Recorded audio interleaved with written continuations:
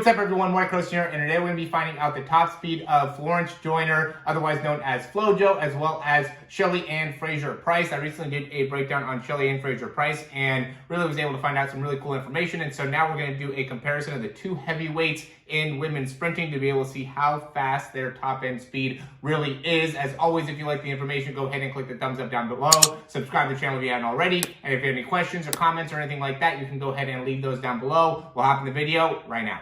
Alright, so I started figuring out how to be able to really analyze and figure out these people's top end speed, and so because of that, I really want to be able to provide a lot of detailed analysis of exactly how fast these top sprinters are sprinting. And so we're going to go ahead and hop right into FloJo and Shelly-Ann Fraser-Pryce. I'm super excited to do this video, the two women's heavyweights. I think this is going to be great. For all the women out there, I really want to be able to get more women subscribers. Right now I have so many more just men subscribers. I know I do quarterbacks and throw with the football and everything, so make it a little bit more of a concerted effort for that. So if you guys have anybody that might be interested in this, go ahead and share this video, because I'm going to provide more and more content for women's sports as well as for men's sports like I've done in the past.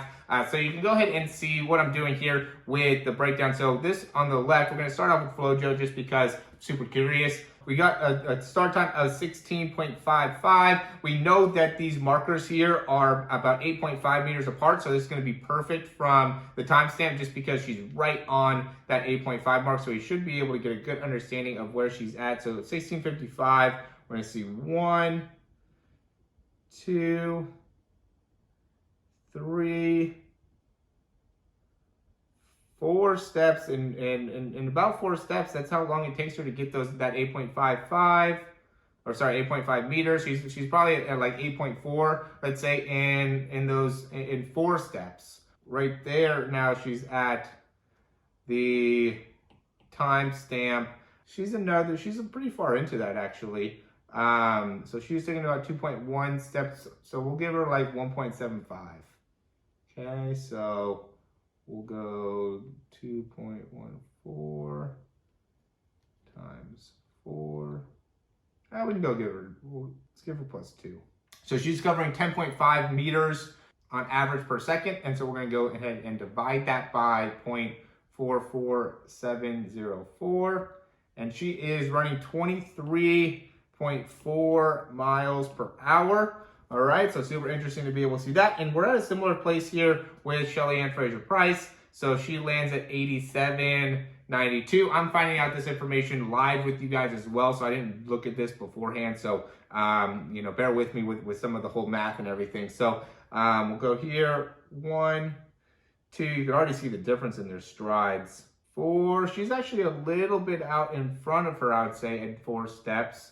So let's say in those 4 steps, she did cover that 8.5.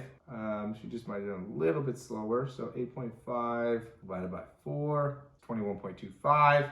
But she doesn't have very much more time to go. Oh, she basically touched down right at that additional time period there. So she got another, that's a 5th step, right? 1, 2, 3, 4, 5.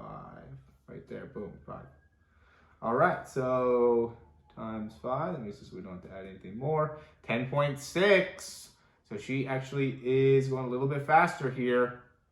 Divided by 0.44704 equals 23.7 miles per hour in that little thing. I'm going to go ahead and redo Florence's real quick just because I want to make sure that we got that right.